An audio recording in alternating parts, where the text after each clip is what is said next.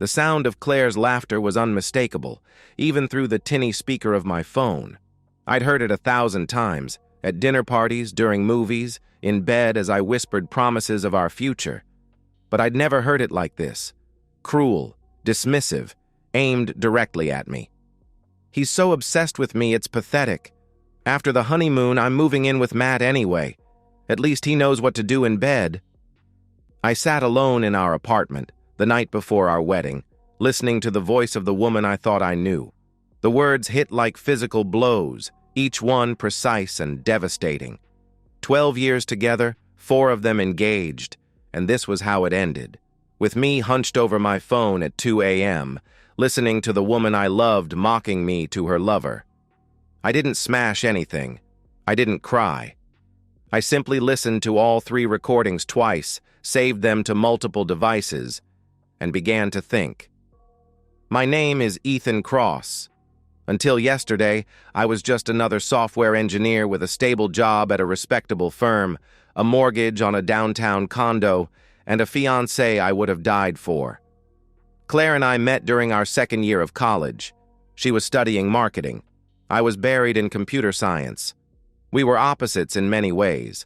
She was outgoing and sociable, while I preferred smaller gatherings and deeper conversations. But somehow, we balanced each other. I admired her ability to light up a room, and she claimed to appreciate my steadiness, my reliability. "You're my rock," she used to say, curling against me on the couch.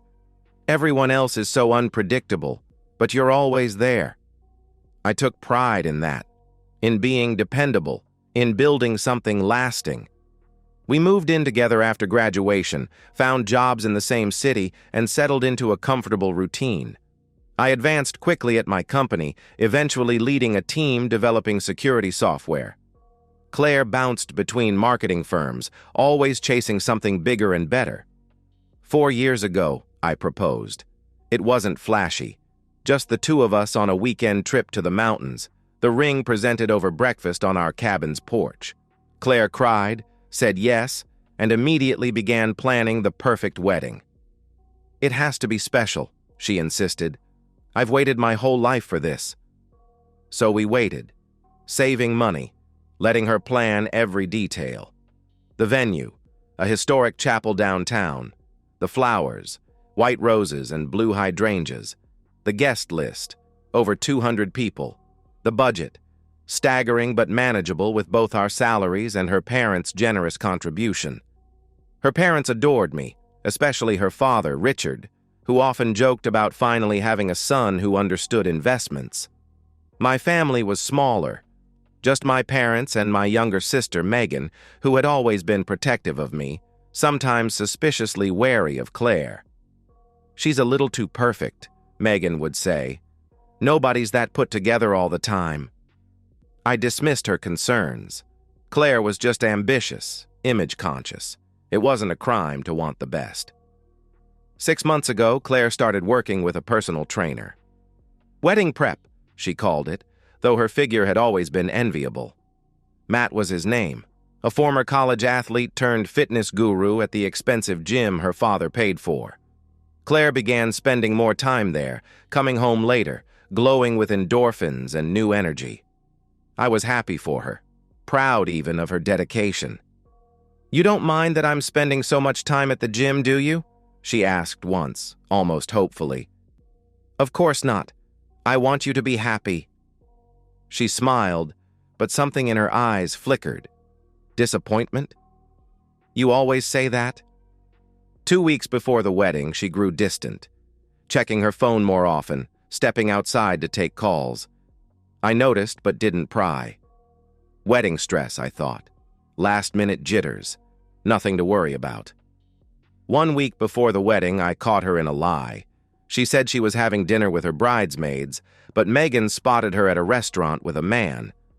When confronted, Claire dismissed it as a quick meeting with the wedding DJ. I believed her, because that's what I always did. I believed in us, in what we'd built, until the email arrived, the night before our wedding. The sender's address was a string of random numbers and letters, no subject line. 3 audio attachments, labeled simply 1, 2, and 3. I almost deleted it as spam. Thank God I didn't.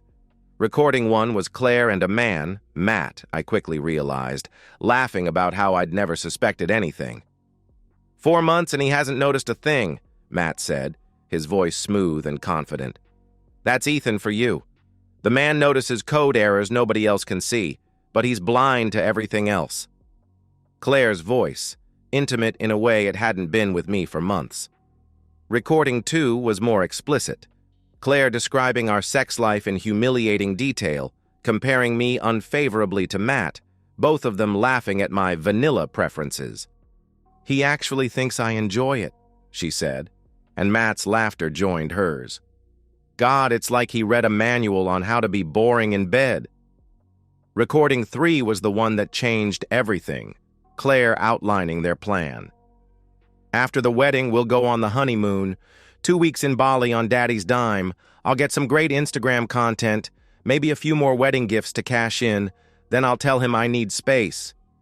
Her voice was so casual, as if discussing a business transaction. The prenup only kicks in after 6 months of marriage, so I'll file for divorce before then. He'll be crushed, but he won't fight it. He never fights anything. A few tears, some "where did we go wrong" conversations, and he'll let me walk away clean. And then? Matt asked. And then I move in with you, of course. Daddy will be upset, but he'll get over it. He always does. I listened to the recordings 3 times, trying to find some other explanation. Maybe it was a joke, a prank, a misunderstanding. But there was no mistaking Claire's voice, her laugh, the casual cruelty of her words. I couldn't sleep. I paced our apartment, looking at the framed photos of us, Claire and me in Paris, at her cousin's wedding, on the beach last summer. In every picture, I had my arm around her, looking at her like she was everything. And in every picture, if I looked closely now, I could see something in her eyes. A distance, a calculation, an absence. At 5 a.m., I called Megan. I need your help, I said, my voice steady. And I need you to not ask questions yet. My sister, bless her, didn't hesitate. Tell me what you need. I stood at the altar, wearing the custom tuxedo Claire had insisted on. The chapel was filled with flowers, candles, and guests. Colleagues, college friends, family members, all smiling expectantly. The string quartet played softly. Everything was perfect, exactly as Claire had planned. I felt strangely calm. The shock had worn off, leaving behind a cold, clear purpose. The music changed. The doors at the back of the chapel opened. Claire appeared on her father's arm, radiant in a designer gown that had cost more than my first car. She was smiling, her eyes fixed on me, playing her part flawlessly. I wondered how many times she'd practiced that smile in the mirror. How many times she'd rehearsed every aspect of this performance. As she took her first steps down the aisle, I saw my sister move. Megan, dressed in the pale blue bridesmaid dress Claire had chosen, stepped directly into Claire's path. The music faltered. The guests murmured. "Play it," Megan said clearly, her voice carrying through the chapel. "Now." She dropped a USB drive at my feet. Claire's smile slipped, confusion replacing it. "Ethan? What's going on?" Her voice trembled, just the right amount of vulnerability. She was good. She'd always been good. Without a word, I nodded to the AV technician we'd hired to handle the wedding slideshow. He'd been briefed, paid extra, and sworn to silence. The chapel's speakers crackled. Then Claire's voice filled the sacred space. "He's so obsessed with me, it's pathetic. After the honeymoon, I'm moving in with Matt anyway. At least he knows what to do in bed." The silence that followed was absolute. Then came the gasps, the whispers, the shocked faces turning to stare at Claire, who stood frozen in the aisle, her father's hand still on her arm. I watched her face cycle through emotions, shock, confusion, fear, and finally, rage. Her eyes darted around the chapel, looking for an escape, a way to explain this away. but there was none. Her father had gone pale. "Claire?" he asked, his voice breaking. "What is this?" Claire tried to recover. It's not what you think, Daddy. I would never—" The recording continued, merciless in its clarity. "After the wedding, we'll go on the honeymoon. 2 weeks in Bali on Daddy's dime. I'll get some great Instagram content, maybe a few more wedding gifts to cash in, then I'll tell him I need space." I watched her father's expression harden as he heard his daughter mock his generosity, watched her mother cover her mouth in horror, watched her friends exchange glances, already distancing themselves from the scandal. When the recording ended, I didn't shout. I didn't cry.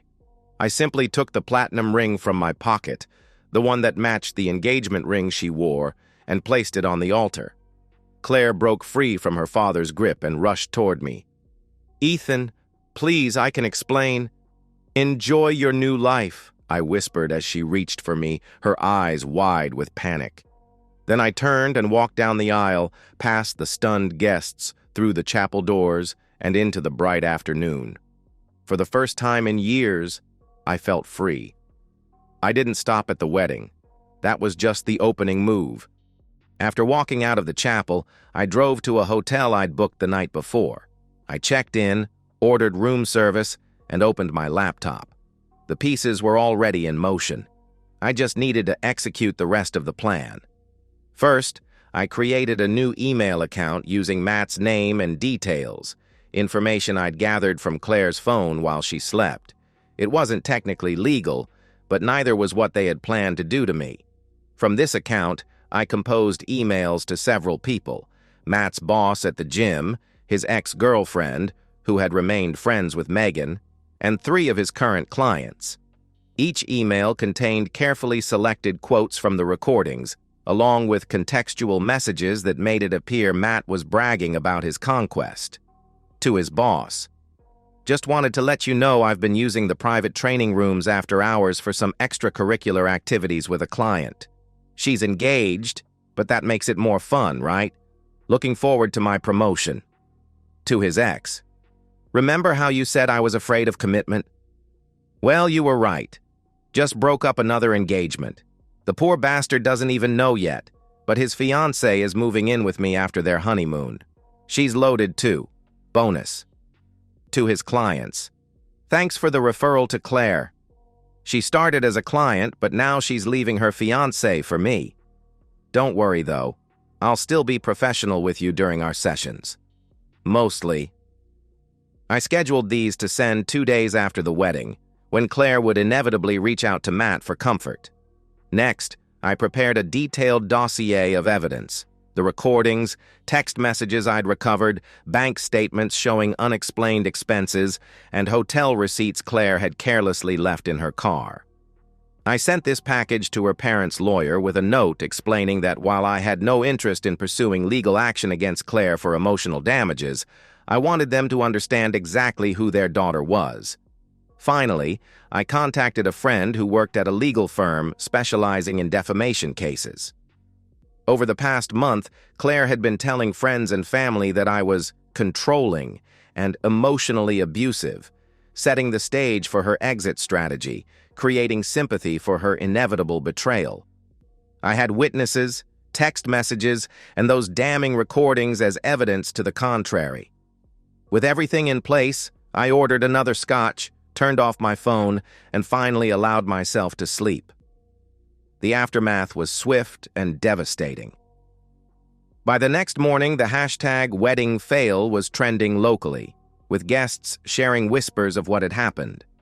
Claire's social media, usually meticulously curated, went silent. My phone was flooded with messages of support and sympathy, which I ignored. This wasn't about garnering pity. It was about justice. 2 days later, as planned, Matt received the spoofed emails I'd sent in his name. Within hours, his professional life imploded. His boss called him in for a meeting about inappropriate conduct. His clients began canceling sessions. His ex-girlfriend posted vague but damning comments about once a cheater, always a cheater, that were quickly connected to the wedding scandal. When Claire inevitably reached out to him for comfort and shelter, Matt panicked. He assumed she had sent the emails to sabotage him, creating a pretext to deny their relationship. Their argument was spectacular, according to Megan's sources, a public shouting match outside the gym that ended with Matt blocking Claire's number and social media accounts, telling her he wanted nothing to do with her or her psycho games. Meanwhile, the package arrived at her parents' lawyer's office. Richard Walker was an old-school businessman with an uncompromising sense of honor. The evidence I provided, especially the recordings of Claire mocking her father's generosity while planning to exploit it, cut deeper than any wedding humiliation. 3 days after what should have been our wedding day, Claire was summoned to her parents' home. The meeting was brief. Her father, who had indulged her every whim since childhood, informed her that her access to family funds was suspended. The credit cards he paid for were canceled. The apartment he subsidized would no longer be covered. The position he'd secured for her at his friend's marketing firm was in jeopardy. "You've made your choices," he told her, according to the family housekeeper, who had always liked me and was happy to share details.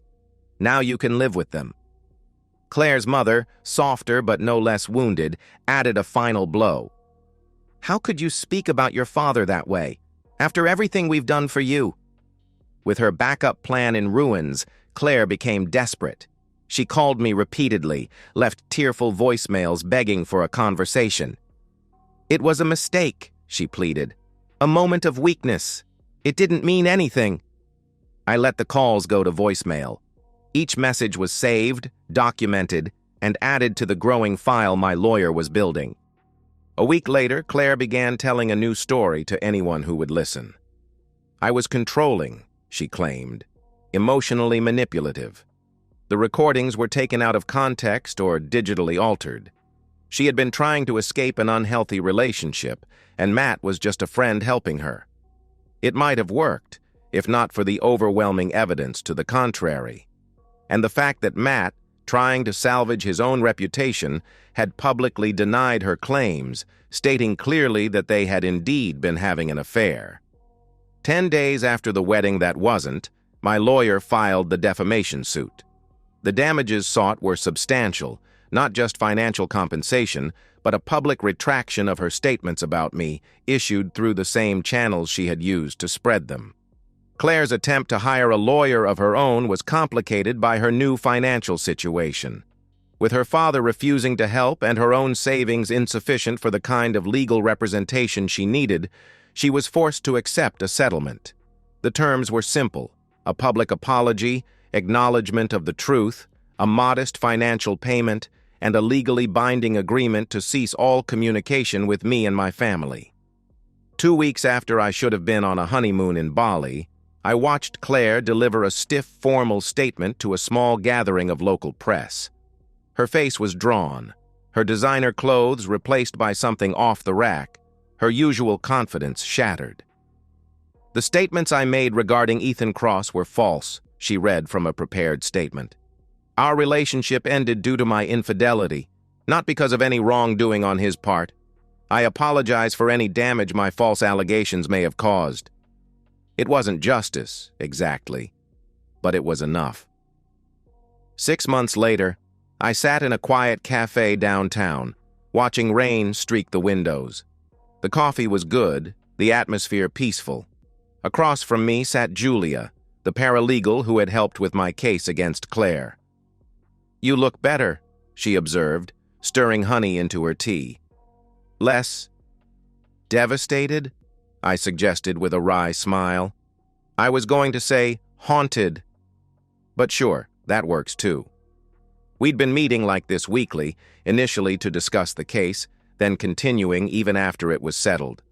Julia was smart, perceptive, and refreshingly direct, qualities I had once thought Claire possessed, but now recognized as performances rather than truths. "Heard anything about her lately?" Julia asked, not out of malice but simple curiosity. I shook my head. "Not directly. The agreement works both ways. She stays out of my life, I stay out of hers." "But," I sighed. "But yes, I hear things. She's working at a small marketing firm in the suburbs. Entry-level position, no connection to her father. Apparently, she's living with a roommate trying to rebuild her savings. And Matt? Left town. The gym chain transferred him to another state after the scandal died down. From what I understand, they don't speak anymore. Julia nodded, satisfied. Good. They deserved each other, but not in a good way. We talked about other things. A new project at work, a book she'd recommended, plans for the weekend, normal, everyday topics that had nothing to do with betrayal or revenge. As I walked Julia to her car later, she paused before getting in. You know what I've been wondering? Who sent you those recordings? You never did find out, did you? I shook my head. Number anonymous email, untraceable account. Could have been anyone. Hotel staff who overheard them, someone at the gym, even another woman Matt was seeing. I stopped trying to figure it out. Well, whoever it was did you a favor. The biggest one of my life, I agreed. After saying goodbye to Julia, I walked through the rain to my own car. My phone buzzed with a text. Megan, checking in as she still did regularly, making sure I was okay. I sent back a quick reassurance and a promise to call later. As I drove home, I passed the chapel where I was supposed to have been married. The sight no longer caused a pang of grief or anger. It was just a building now. Beautiful but meaningless to me personally. I thought about Claire occasionally, not with longing or hatred, but with a kind of detached curiosity. Had she learned anything from the experience? Would she be kinder to the next man in her life? Or would she simply be more careful, hide her true nature more effectively? It didn't really matter. She was part of my past now, a painful lesson learned at great cost. My new apartment was smaller than the condo Claire and I had shared, but it was mine alone. No designer furniture, no carefully curated decor, just comfortable, functional pieces that suited my taste. Books on the shelves I actually read, art on the walls I genuinely enjoyed. That night, as rain tapped against the windows, I opened my laptop and began working on a personal project, a security app I'd been developing in my spare time. The code flowed easily, my mind clear and focused. My phone buzzed again. Julia this time. Dinner tomorrow? My treat. I smiled and typed back, only if you let me pay. I insist. Her response came quickly. Fine, but I picked the place. No arguments. I set the phone down, still smiling. 6 months ago, I had thought my life was ending. Now I understood it was just beginning. Claire had once called me her rock. She meant it as a compliment wrapped in an insult. Stable but dull, reliable but unexciting. She never understood that rocks also endure when storms wash everything else away. They remain when the tide retreats and the waters calm. I survived Claire's betrayal not because I was cold or unfeeling, but because I refused to be defined by someone else's cruelty. I had rebuilt my life on my terms without compromising who I was, and that, more than any revenge, was the true victory. And so, we've reached the end of today's story. Was it what you expected, or did it take a twist you didn't see coming? I'm curious to hear your thoughts. Share them in the comments below, and let's get a conversation going.